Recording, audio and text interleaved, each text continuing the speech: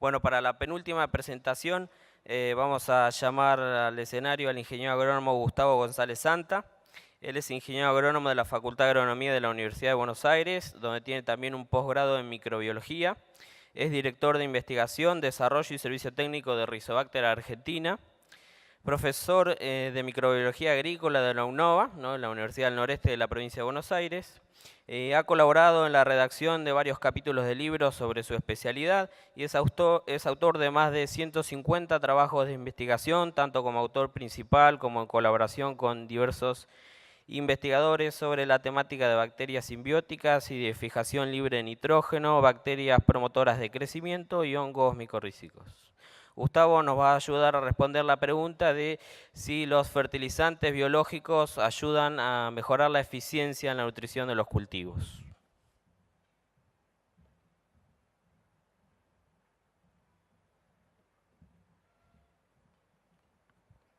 Buen día, muchas gracias a los organizadores por la invitación. Y me toca a mí hablar de microbios, de bichos. Y básicamente la orientación de la presentación va a estar dirigida a hablar de microorganismos que son capaces de mejorar el crecimiento y el desarrollo de las plantas.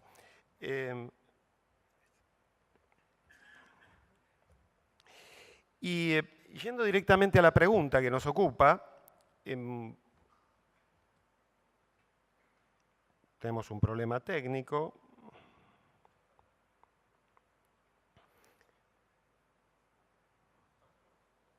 ¿Sí? Pero no pasan las diapos.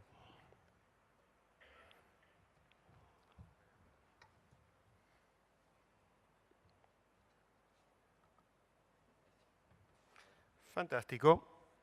Entonces, la pregunta concreta que me gustaría tratar de compartir y responder en estos minutos que tengo es básicamente cuál es la importancia agronómica y el impacto productivo de los fertilizantes biológicos en nuestros sistemas de producción. Y para tratar de responder esta pregunta, no los quiero marear con todo esto, pero en general tenemos una muy buena aproximación a la fertilidad física de suelo, a la fertilidad química de suelo, pero la fertilidad biológica de suelo es sumamente compleja. Lo que sí todos tenemos claros, que para que las plantas puedan hacerse de los nutrientes que requieren para producir biomasa y para producir rendimiento, claramente debe ser mediado ese proceso por una gran cantidad de microorganismos que encontramos en el suelo, que son capaces de solubilizar diferentes nutrientes como fósforo, azufre, zinc, que nos permiten desarrollar más raíces, que nos permiten asociarnos con diferentes microorganismos para aumentar la fijación biológica de nitrógeno o explorar mayor cantidad de suelo y absorber mayor cantidad de fósforo a través de las micorrizas. ¿Qué es lo que hacemos básicamente cuando hablamos de fertilizantes biológicos? Precisamente vamos a estos suelos, colectamos estos microorganismos, los llevamos al laboratorio, medimos sus capacidades y en función de esto el secreto para que puedan aportarnos los impactos productivos que buscamos es desarrollar formulaciones que les permitan a estos microorganismos asociarse con las plantas, poder sobrevivir y alcanzar estos niveles de aumento de producción y de rendimiento que buscamos en nuestros sistemas de producción. Pero yendo particularmente a uno de los temas que me proponían para esta presentación y que tiene que ver con cómo hacemos disponible el nutriente fósforo que encontramos en los suelos, tanto en su fracción orgánica como en su fracción inorgánica o que aportamos a través de los fertilizantes, la temática de la solubilización del fósforo puede ser realizada en el suelo por diferentes tipos de microorganismos. Los hongos, tanto micorríticos como saprofíticos, lo pueden hacer. Las bacterias gram positivas, particularmente los bacilos, también los pueden hacer, pero existen un grupo de bacterias muy específicas, realmente bastantes conocidas, particularmente del género Pseudomonas, y un grupo de cepas del grupo de las Pseudomonas fluorescens que realmente nos permiten hacer disponible este nutriente en cantidad y en el momento oportuno como para provocar estos incrementos en la producción de biomasa e impactos en el rendimiento en diferentes cultivos y en nuestros sistemas. Ahora, la pregunta complementaria a quiénes son, que recién acabamos de referir, es cómo funcionan. Y particularmente el punto clave que debemos tener en cuenta es que tanto microorganismos como plantas toman el fósforo de la solución del suelo. Y particularmente las pseudomonas requieren entre 10 a 12 veces más fósforo que el que requieren las plantas para producir 1 gramo de biomasa. Consecuentemente, ellas se tienen que generar los mecanismos como para poder hacerse disponible del nutriente. Y una de las formas que utilizan es producir ácidos orgánicos. Y particularmente del grupo del glucónico, que es uno de los más interesantes, consecuentemente producen quelaciones, dependiendo del tipo de suelo, con calcio, con magnesio, con hierro y aluminio, según sean suelos más tirados a la alcalinidad o a la acidez, de manera que pueden hacer disponible este nutriente fósforo para la solución del suelo y de ahí poder tomarlo las bacterias, pero también las plantas, de manera eficiente. Pero dijimos también que no solamente hay una fracción de fósforo inorgánico en el suelo, sino que también hay una fracción orgánica de ese fósforo, y particularmente en este caso la estrategia que usan los microorganismos para hacer disponible ese fosfato a la solución del suelo es a través de la producción de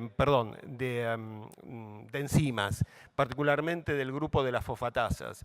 Y en este caso estas fosfatasas son como si fueran tejeras biológicas que cortan las uniones entre el fosfato y la materia orgánica y nuevamente la hacen disponible a la solución del suelo para que de esta manera, desde la solución del suelo, las raíces de las plantas los puedan absorber y de esta manera aumentar la producción.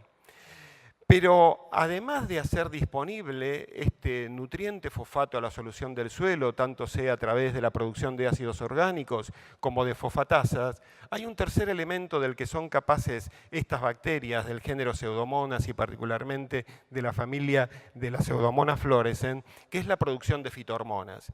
Durante este simposio se habló de la importancia del desarrollo radicular, de la importancia de la captura de carbono, de la importancia de la exploración del suelo para obtener agua y nutrientes. Bueno, estas bacterias son capaces de asociarse con las raíces de las plantas, interactuar y promover el desarrollo radicular y sobre todo la bifurcación de pelos radiculares para explorar más y mejor el suelo y poder obtener mayor cantidad de nutrientes y particularmente de aquellos nutrientes como el fósforo que son poco móviles.